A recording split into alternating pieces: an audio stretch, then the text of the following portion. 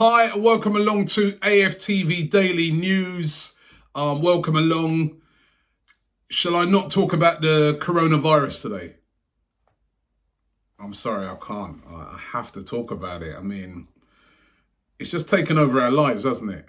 It has taken over our lives. And then the news today coming out of England, or should I say the United Kingdom, all bars, clubs, pubs, gyms, leisure centres, restaurants, all of these places now been ordered to close for the indefinite future, close their doors, do not let nobody in. It's getting towards lockdown here now in the UK. Schools have closed from today, no more schools for the next few months. It's incredible. And we're talking about football here. It's just extraordinary what is happening at the moment in this country and around the world. And again, seeing more deaths happening in Italy. It's terrible what's going on over there. But we're being told that over here in the UK, we're just a couple of weeks behind what's going on in Italy. It's absolutely amazing and incredible. And this is not going to be something that's going to be over in a week's time. This is going to be with us for months, and it's going to be something that we're going to have to work with, and we just don't know what's going to happen with football, with sports, with anything in general right now. It's just so uncertain, and it's the uncertainty that really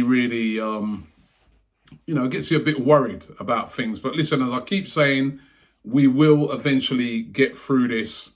And I don't want people to over worry, but certainly if you are worried now, you can't even go down the pub and have a pipe, because that's been shut down as well. You can't even go raving tonight or whatever.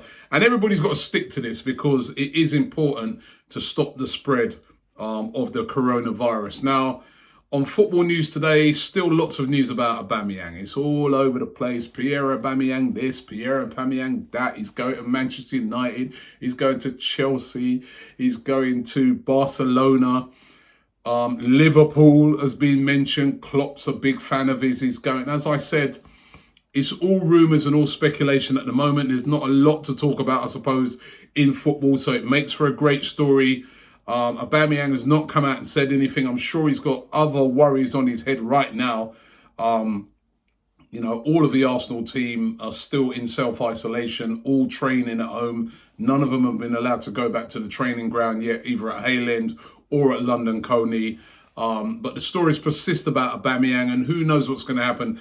I do, as I said yesterday, think that the coronavirus outbreak is going to have a massive effect on everything to do with transfers, to do with football, to do with wages, because you can see the financial implications already that are taking place right across the footballing world. You can see, I read today where in rugby league, they're asking all of the rugby league teams to take a pay cut.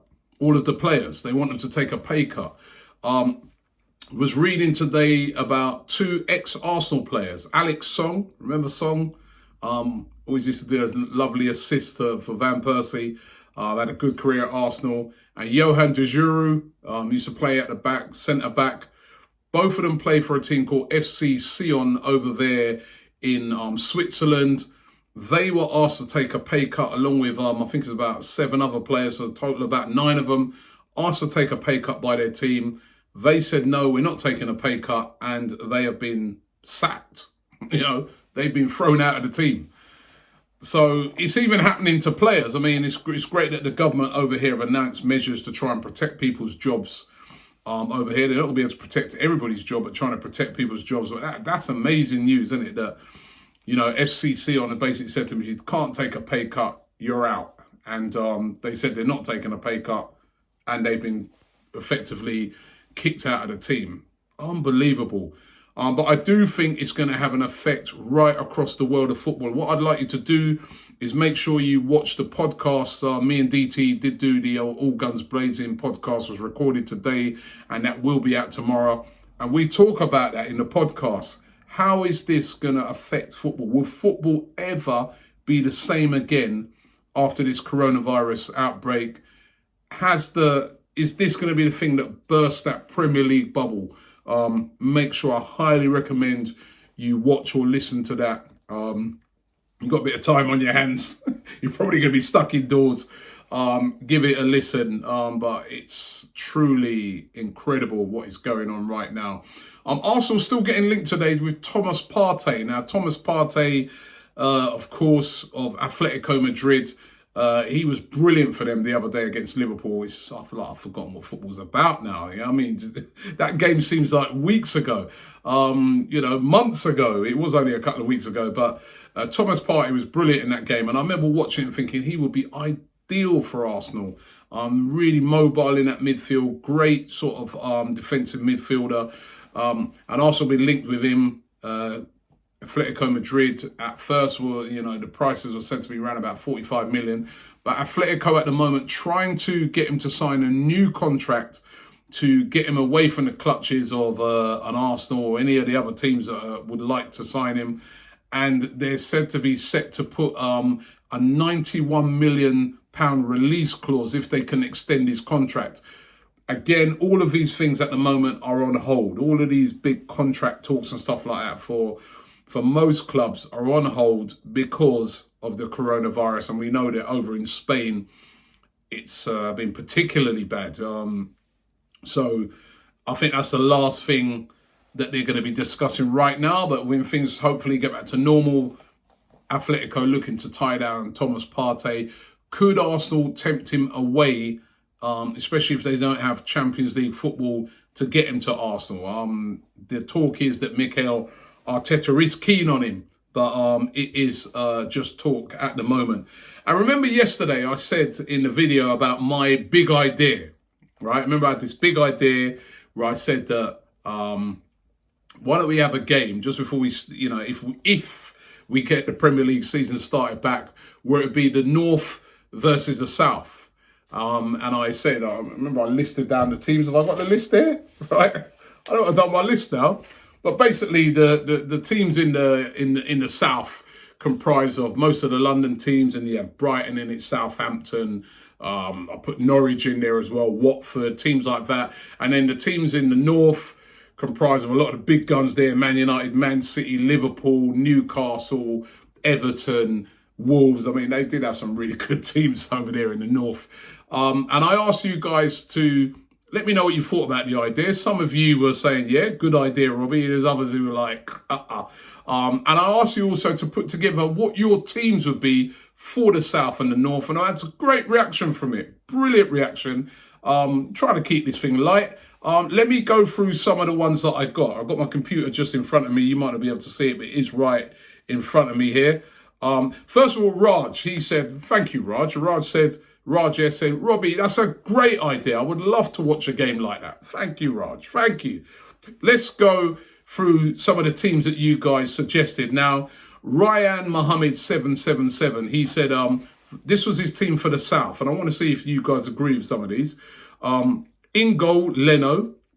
Then at the back, he had Reece James, Tomori of Chelsea, Diop and Saka, Arsenal player out on the left-hand side there. Then he had Kante, Ndombele, Ozil. Ndombele had a very good season, hasn't it? Pepe, Aubameyang, and Son of Tottenham. Right, that was his team for the South.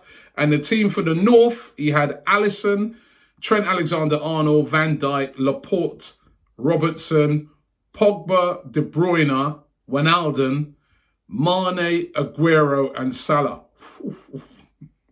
That North team's pretty handy. Liam Last said, it's the stupidest idea ever. Laugh out loud. He said, the fixture schedule's already tight as it is, and the risk of injuries for players. Listen, those players will be fresh after all of this. There'll be players after this that will play through any injury just to get back out on that pitch. Trust me. Mario Fernandez, he gave his team for the South. He said, Aubameyang, Kane, Son, Pepe, those are his forward players. Then he had Kante, Gomez, Jorginho, Saka, Rudiger, Alderweireld, Alonso, and Leno in goal. Gomez. Which Gomez is that? Because Gomez, he plays for Everton. Let me go to the next one. This one's from Guts Goes Berserk. This was his team. He said for the North, and he went for a 4-3-3 in attack. He said Mane, Aguero, Salah in attack. His midfield was De Bruyne, Bruno Fernandes, and Henderson. And his defence was Robertson, Van Dijk, Willy Bolly of Wolves, Pereira on the right-hand side from Leicester, and Schmeichel in goal. That's a good team. And then the South team, in the attack, he had Son, Aubameyang. He went for a 4-4-2 for the South. And then in the middle of the park, he had, I think that's Zaha. Zaha from Crystal Palace. I put Zaha, but I think he means Zaha. Kante, Decore, Willian of Chelsea. And then in defence, he had Nathan Ake of Bournemouth, Rudiger, Alderweireld, and Aspilicueta. And then in goal, Leno. Not many Arsenal players seem to be making it into the defensive areas. I wonder why. Skidmark Comedy, this is his team for the South. He had Leno in goal. Leno's been in every team. Just shows you how well he's played. Leno, Saka, I agree with that one. Vertonghen, right? He had Vertonghen in there. Rudiger, Aspilicueta, that's his defence. Midfield, midfield he's got Martinelli. I presume Martinelli will be playing on one of the wings. Torreira, Dele Alli, and Kante. And then he's got Willian and Aubameyang. And then he said he'd have the manager of the South team would be Vieira. Then the North team, he said just have the Liverpool team plus Vardy and Maddison on the bench. Hate to say it, but it's true. And his manager would be Roy Keane. Yes, Roy Keane in charge of Liverpool against his old rival Vieira. Roy Keane in charge of Liverpool. There'd be pure fights, right? And this one here, this one comes from Adam and Orly Cat, his North team is Alisson, Trent Alexander-Arnold, Robertson, and Van Dijk. That's a Liverpool backline there. And he's got Laporte in there as well. How many defenders you got, right? Okay, no. Alisson, Trent Alexander-Arnold, Robertson, Van Dijk, and Laporte. In midfield, he's got Fabinho, De Bruyne, Bruno Fernandes of Man United, Salah, Mane, and Aguero. And in his South team, he's got Leno in goal, Rudiger, Alderweireld, James, Reece James, Saka, Declan Rice of West Ham, Ceballos, Mason Mount, Son of Spurs, Aubameyang, and Zaha of Crystal Palace. And one more I'm going to read out. And thank you, as I said, it was a brilliant response to this. Stefan Sila said his South team would be Leno, Saka, Ake, Mustafi. Whoa! He has been playing well recently. Mustafi and James. His midfield was Kante, Torreira, Ndombele. And then up front he had Son, Zaha, and Aubameyang. And then his North team was Alisson in goal. Alisson seems to be in goal all the time for, you could have Alisson or Edison. Alisson, Robertson, Van Dijk, Soyuncu. I like the way this guy's thinking. And Soyuncu deserves to be in there. He's played brilliantly this season for Leicester.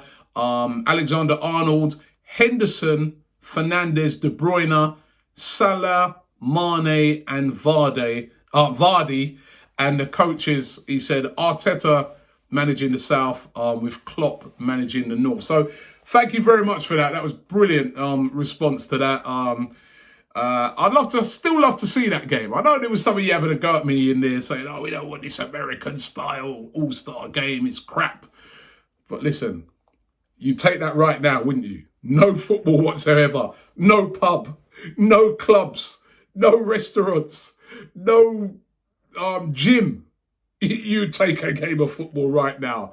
Listen, thanks for watching the show. We will be back tomorrow. Don't forget to check out the podcast, All Guns Blazing. Don't forget to check out my isolation tips. I did a great one today on, cooking. If you want to know some isolation foods, I've got loads of them for you on there as well. Listen, it's a horrible time at the moment, but let's try and keep a smile on our face. Let's try and get through this together. We get through this one together, not on our own. This is the one thing that this is going to teach us as a world, that for this one, we've got to work on it together. No one single nation can do it. Together, we got to do this one. And as I keep saying each and every day, we're going to beat this.